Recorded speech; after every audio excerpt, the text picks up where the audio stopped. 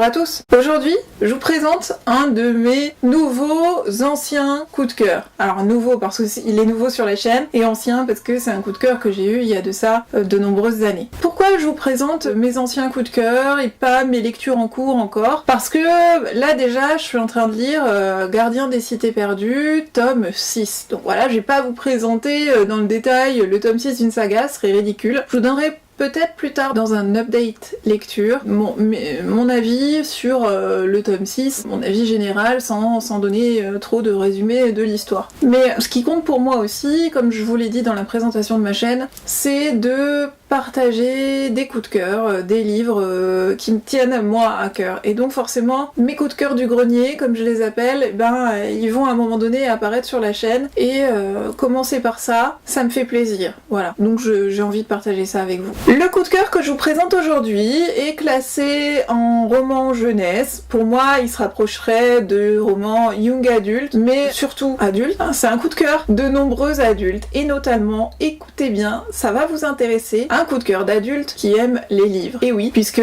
c'est un livre qui est en rapport avec les livres. Je vais vous montrer ça tout de suite.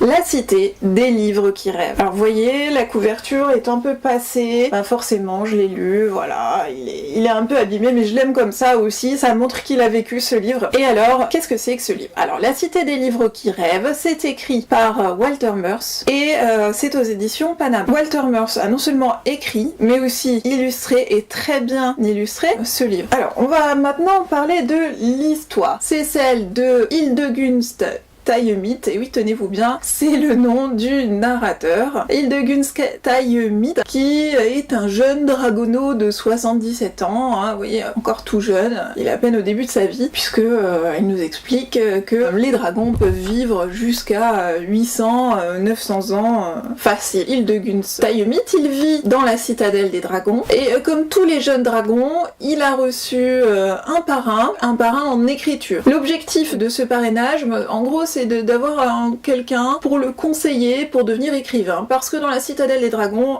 tout le monde est un petit peu écrivain. Alors il y en a qui se débrouillent évidemment plus ou moins bien jusqu'à atteindre l'orme, alors là c'est le suprême de l'écriture, ceux qui sont inspirés de manière presque magique.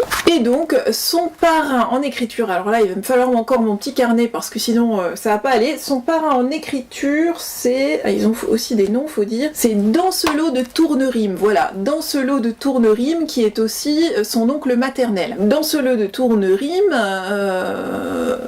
d'après ce que nous dit Hildegunst, dans le début du roman, il s'intéresse beaucoup aux livres documentaires qui donnent des informations. Il va nous expliquer, il y a un passage de son livre sur la culture du chou-fleur.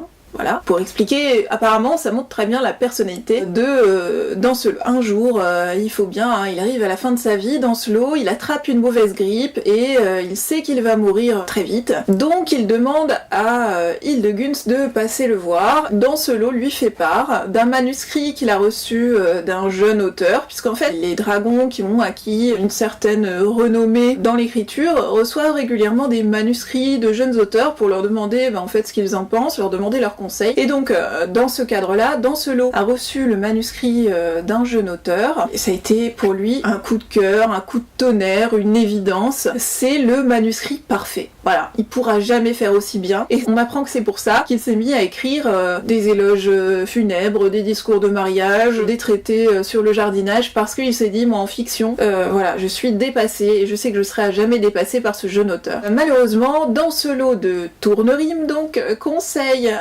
au jeune auteur de se rendre à Bouquimbourg, et il le regrette fortement après puisqu'il n'a plus aucune nouvelle de ce jeune auteur alors que ça lui tenait énormément à cœur. Il dit à Hildegunst qu'il regrette et que s'il avait su, il serait allé directement le rencontrer pour le conseiller, pour l'accompagner. Dancelot explique à Hildegunst qu'il va lui léguer ce manuscrit, entre autres avec sa bibliothèque et son jardin. Mais Hildegunst, le jardin ça l'intéresse pas plus que ça. Par contre, il est intrigué par le manuscrit, donc il va effectivement aller le lire. Et en le lisant, exactement la même chose que pour son oncle, il trouve déjà rien qu'à le regarder que le manuscrit est parfait, que chaque virgule est à sa place, chaque point est à sa place. Quand c'est drôle, il rit aux éclats en pleurer. Quand c'est triste, il est au 36e dessous. Voilà, pour lui, c'est vraiment aussi le manuscrit parfait. Un peu comme ce qui est arrivé à son oncle, bah, il sait plus trop bien où est sa vie, quoi en faire. Et il décide du coup de se rendre lui-même à Bouquimbourg pour essayer de retrouver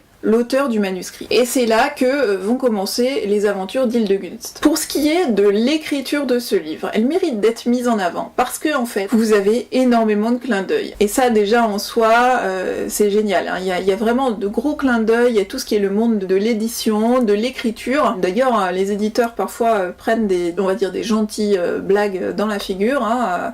Il dit, quand il arrive à Bouquimbourg, il dit c'est une ville terrible, sans scrupules, puisque c'est une ville d'éditeurs. Voilà, tout est dit.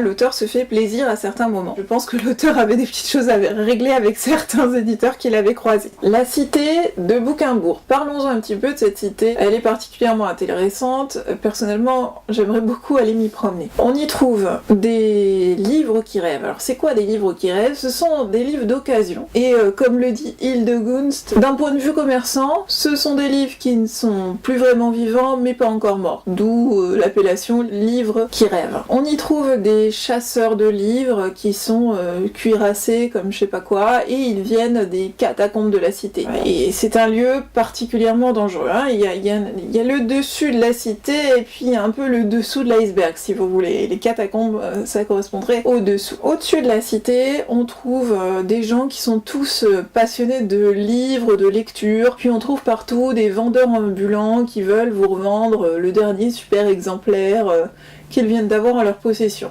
Voilà, puis évidemment énormément de boutiques de livres.